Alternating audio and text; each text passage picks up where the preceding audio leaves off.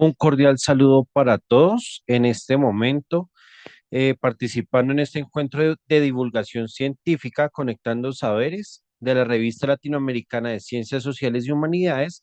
Les habla John Hamer Velázquez Garzón. Es un gusto para mí poder acompañarlos en este momento compartiendo esta experiencia pedagógica donde les voy a compartir mi investigación titulada Estrategia Pedagógica para el Mejoramiento de la Comunicación entre Familias y Docentes, Colegio Parroquial San Carlos, Bogotá, 2023.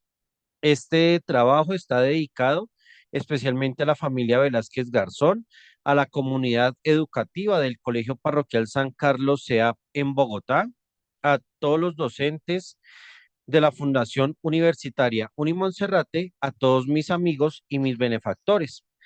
En este momento, pues tengo la oportunidad de compartirles justamente todo lo que se hizo en la institución para tratar de solucionar el problema que hay entre la comunicación entre la familia, los docentes y los estudiantes en pro del mejoramiento del rendimiento académico.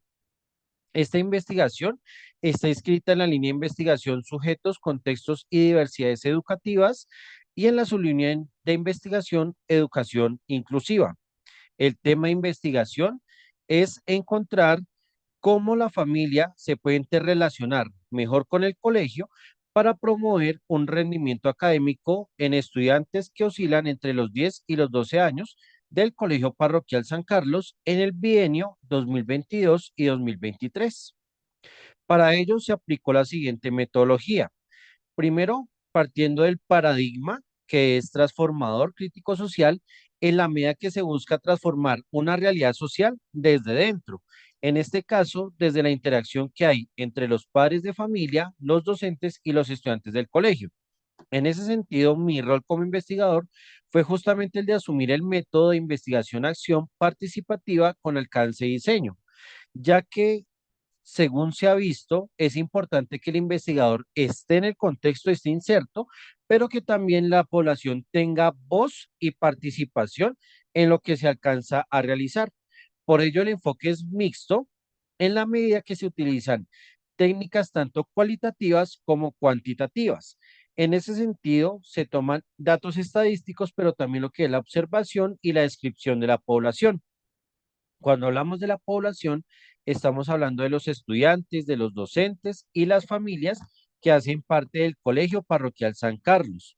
Las técnicas utilizadas fueron la observación participante, encuesta de Likert y los resultados de la valoración académica a lo largo de 5 periodos dirigidos en 2 meses. Los instrumentos que nos sirvieron como insumo para recolectar y analizar la información fueron el formato de observación participante, la encuesta de Likert, la encuesta abierta y el promedio académico de los estudiantes. En ese sentido, ¿qué resultados encontramos? Cuando se miden las categorías básicas del marco teórico que está propuesto en esta investigación, que son la comunicación, el aprendizaje, la enseñanza, la evaluación y las categorías significativas, encontramos en la comunicación que los docentes tienen un 60% de satisfacción con los mecanismos, los medios y las formas de aplicar la comunicación. En los estudiantes se ve una reducción del 10% y las familias un 30%, lo cual quiere decir que en el caso de las familias y los estudiantes no están conformes con la comunicación. En el ámbito del aprendizaje, digamos que sube un poco más el porcentaje de satisfacción de los estudiantes, en las familias se reduce, pero en los docentes aumenta este grado de satisfacción. En la enseñanza baja, se reduce el nivel de satisfacción de los docentes al 55%, en los estudiantes sube a un 20% a comparación de las dos anteriores y en la familia se mantiene en un 25% de satisfacción. En el sistema y lo que es la técnica de evaluación que se ha implementado en el colegio, los docentes están conformes un 40%, los estudiantes un 30% y las familias un 30%. ¿Esto que nos reflejó en la investigación? Que en primer lugar se ve como un problema serio la comunicación. Es decir, que los actores reconocen que el rendimiento académico es un problema en la medida que no hay garantías para establecer una comunicación oportuna.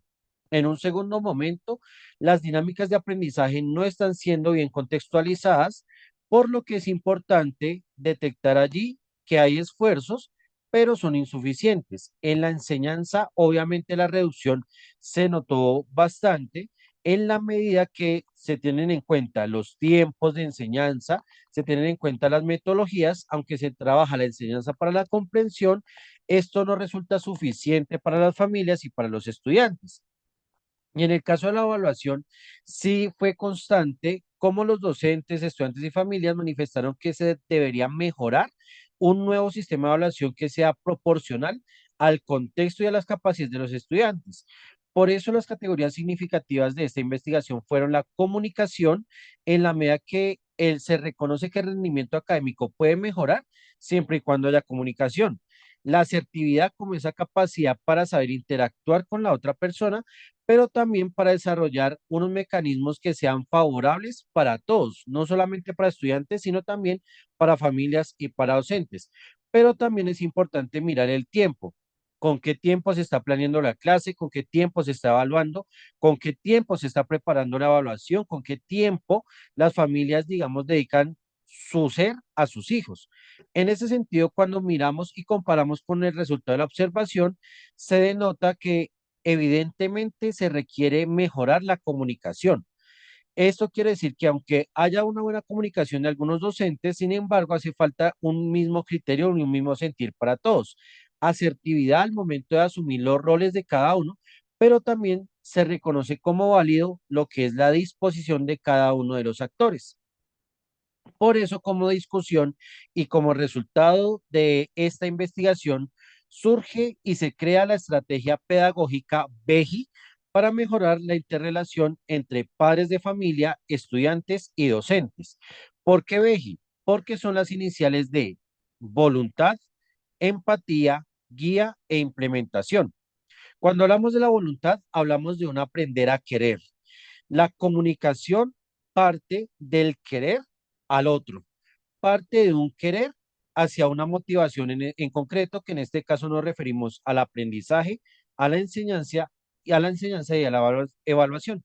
En ese sentido, ese aprender a querer lo hemos desglosado en tres momentos importantes: la contextualización de las mallas curriculares, contextualizar las familias, estudiantes y docentes en el entorno que se brinda en el colegio. Un segundo momento que se llama sensibilización. Yo siento y reconozco las necesidades y las oportunidades que tiene la otra persona. Y esto nos lleva al primer momento de la evaluación, que es el diagnóstico. ¿Cómo estoy yo como docente? ¿Cómo está la familia en su ser como familia? Pero también cómo están las capacidades y saberes previos de los estudiantes. Cuando yo soy capaz de aprender a querer, doy el siguiente paso, que es la empatía, el aprender a sentir. A nosotros se nos ha inculcado mucho que es importante pensar antes de actuar, pensar antes de hablar. Aquí el cambio de paradigma surge de ese pensar a ese sentir, sentir antes de actuar, sentir antes de hablar. En ese sentido, la empatía se ve como esa capacidad para reconocer los logros y las dificultades que tenemos cada uno de nuestros roles, no solamente el estudiante en su parte académica, sino que se ve todas las dimensiones de la persona que en su conjunto hacen que nosotros como seres humanos podamos salir adelante en este empeño que es el rendimiento académico. Y en un segundo momento, es importante pensar en un encuentro de experiencias, vivencias y sentimientos donde cada uno es protagonista. No es que solamente el docente toma la decisión, no es solamente el directivo quien toma la decisión, es toda la comunidad la que participa en este conjunto de experiencias, vivencias que trascienden lo académico, pero que motivan justamente todo este proceso de enseñanza y aprendizaje. Ya luego, cuando hablamos de la guía, estamos aprendiendo a convivir. Yo no estoy solo, yo requiero de otra persona. Por eso es importante tener en cuenta que esta guía requiere un formato de citaciones, un formato de diálogo, un encuentro donde podamos establecer acuerdos y a partir de esos acuerdos promover una mejora en el rendimiento académico, pero también esto implica transformar mis prácticas pedagógicas como docente, transformar mis prácticas paternales y maternales como padre, como madre, familia, como cuidador del menor de edad, pero también es el hecho de que el estudiante pueda tener en cuenta también su voz y pueda decir qué necesita él para aprender de una mejor manera. En ese sentido, también es importante que a la par de la entrega de informes académicos, que acá en Colombia se llaman boletines o informes de periodo, es importante tener en cuenta que a la par se entrega un informe complementario con todo lo que tiene que ver con la parte institucional, pero también con la parte humana del docente, de la familia y del estudiante. Cuando se tienen en cuenta estos tres aprendizajes, llega la implementación, que consiste en el aprender a conocer y a hacer. En ese sentido, ¿qué es importante tener en cuenta? Primero, servirnos de las herramientas tecnológicas para la información y la comunicación. Es importante tener en cuenta que los padres de familia y los estudiantes ya están en una etapa donde la era digital ya ha tomado prácticamente un gran lugar en nuestro ser. Por eso es importante que también las instituciones puedan promover herramientas TIC donde los padres y madres estén enterados simultáneamente del proceso como se lleva en el colegio. Segundo, el desarrollo de los procesos académicos que tiene que ver con toda la parte de la enseñanza, el aprendizaje y la evaluación que se mide en las planeaciones, en el diseño de las mallas curriculares y finalmente en la capacidad de evaluación. Y en ese sentido de la evaluación hablamos de la estrategia de mejora. ¿Cómo podemos hablar de evaluación desde una parte autónoma, desde mi rol como padre, como madre, como docente y como estudiante? ¿Cómo evalúo mi desempeño académico, pero heterónoma, no como una forma de entender qué dicen los demás de mí, sino como una manera de correlación donde todos somos importantes? Esta estrategia pedagógica BEGI va atravesada por tres categorías importantes y fundamentales. Cuando hablamos de la voluntad y de la empatía, estamos hablando del encuentro de las intersubjetividades. Todos somos diferentes, pero mi punto de vista, mi forma de pensar, tiene un valor, tiene un componente que es importante donde el otro se ha escuchado, donde yo también pueda reconocer el rostro del otro. Cuando unimos esas intersubjetividades, estamos hablando de diversidades.